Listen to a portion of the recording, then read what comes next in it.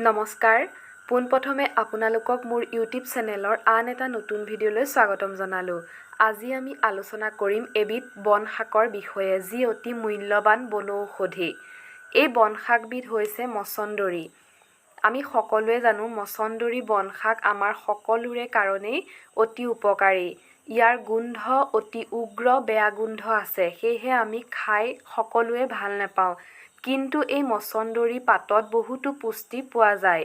এতিয়া জানোচোন আহক মছন্দৰী পাত আমাৰ শৰীৰৰ কি ৰোগৰ কাৰণে উপকাৰী বুলি পৰিমাণে vitamin A, carotene, calcium, protein, sodium আদি খনিজ পদাৰ্থ পোৱা যায় আৰু ইয়াত প্ৰচুৰ পৰিমাণে আইৰণ পোৱা যায় বুলি আমি সকলোৱে জানো।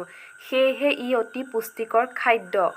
গ্ৰহণী ৰোগত এই বনবিধ অতি ফলপ্ৰসূ বুলি কোৱা হয়। তাৰোপৰি তেজ গ্ৰহণী, পেটৰ অসুখ আদিতো এই বন শাকবিধ অতি উপকাৰী উত্তম বন শাক। আয়ুৰ্বেদ শাস্ত্ৰৰ মতে নিয়মিত ৰূপত নহৰুৰ লগত যদি বনাই খায় মছন্দৰী পাত তেন্তে আভোক লগা অৰ্থাৎ খাবলৈ মন নোযোৱা সমস্যা অতি সহজেই ভাল হ'ব।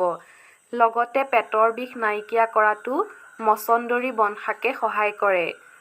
শ্বাস প্ৰশ্বাসত কষ্ট হ'লে জালুক আৰু নিমখ সকাহ পোৱা যায়।